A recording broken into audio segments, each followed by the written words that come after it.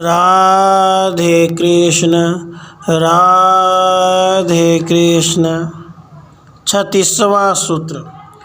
क्रिया करने में जीवात्मा के कर्तापन का श्रुति में कथन है, इसलिए भी जीवात्मा करता है।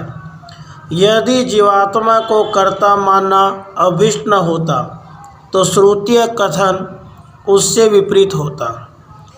क्रिया करने में जीवात्मा के कर्तापन का श्रुति में कथन है, इसलिए भी जीवात्मा करता है। यदि जीवात्मा को कर्ता मानना अभिष्ट न होता तो श्रुति का संकेत उसके विपरीत होता। तैत्तरीय उपनिषद में कहा गया है कि यह जीवात्मा यज्ञ का विस्तार करता है और उसके लिए कर्मों का विस्तार करता है। इस प्रकार जीवात्मा को कर्मों का विस्तार करने वाला कहा जाने के कारण उसका कर्तापन सिद्ध होता है। 37वां सूत्र। सुख दुख आदि भोगों की प्राप्ति की भांति कर्म करने में भी नियम नहीं है। सुख दुख आदि भोगों की प्राप्ति की भांति कर्म करने में भी नियम नहीं है। जीवात्मा यदि कर्म करने में स्वतंत्र है तो वह अहितकारी कर्म क्यों करता है। इस शंका का समाधान यहाँ किया गया है कि यद्यपि जीव नए कर्म करने में स्वतंत्र है, किंतु पूर्व जन्म में किए गए कर्मों के फलस्वरूप उस जीवात्मा को जो स्वभाव बन गया है उसी के अनुसार वह कर्म करता है।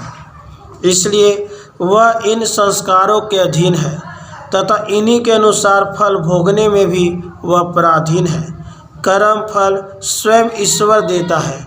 विवेक जागृत होने पर ही वह सदा सदकर्म में प्रवृत्त हो सकता है।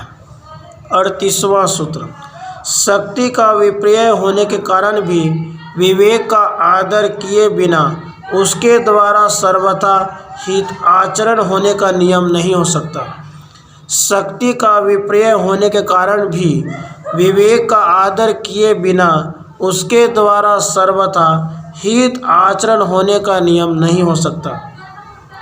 यह जीवात्मा सदा ही अपने का ही कार्य करने में सर्वथा स्वतंत्र नहीं है, क्योंकि जीवात्मा का कर्तापन का उसके अनादि कर्म संस्कार तथा इंद्रियों और शरीर आदि से संबंध है तथा प्रत्येक कर्म में सहकारी बाह्य कारणों की आवश्यकता होती है, जिनकी उपलब्धि में वह सर्वथा परतंत्र है।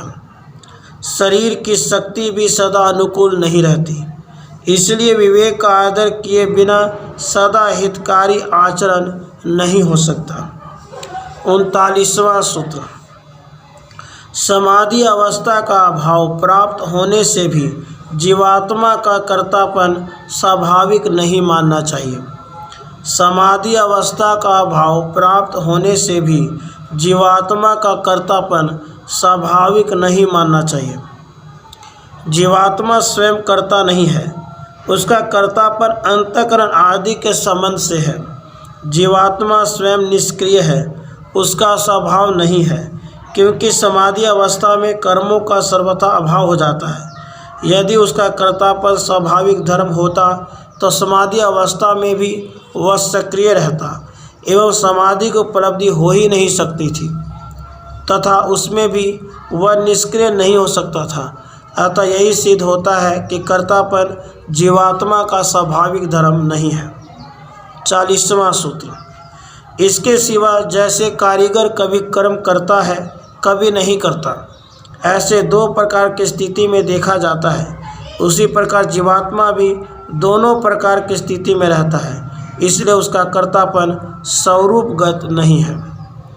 इसके सिवा जैसे कारीगर कभी कर्म करता है कभी नहीं करता, ऐसे दो प्रकार की स्थिति में देखा जाता है, उसी प्रकार जीवात्मा भी दोनों प्रकार की स्थिति में रहता है, इसलिए उसका कर्तापन स्वरूपगत नहीं है। जिस प्रकार कोई कारीगर जब कार्य करता है तो उसे कर्ता कहा जाता है एवं कार्य नहीं करने पर वह कर्ता नहीं होता, इस प्रकार इस जीवात्मा का जब अंतःकरण और इंद्रियों से संबंध होता है तभी वह कर्ता होता है तथा जब इनसे संबंध छोड़ देता है तब वह कर्ता नहीं होता, इसलिए उसका कर्तापन स्वभाव सिद्ध नहीं है। गीता में कहा गया है कि वास्तव में संपूर्ण कर्म प्रकृति के गुणों द्वारा किए हुए हैं, तो भी जो अहंकार से मोहित हो गया है वह पुरुष मैं करता हूँ ऐसा मान लेता है।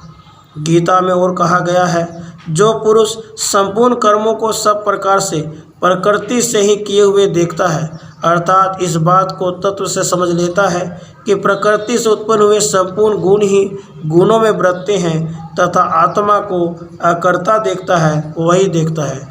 इनसे सिद्ध होता है शुद्ध आत्मा में कर्तापन नहीं है, उसका कर्तापन अंतःकरण और संस्कारों से है।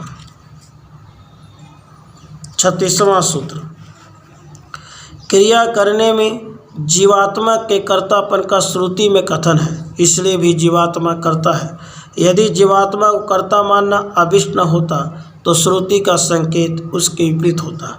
37वां सूत्र, सुख दुख आदि भोगों की प्राप्ति की भांति कर्म करने में भी नियम नहीं है।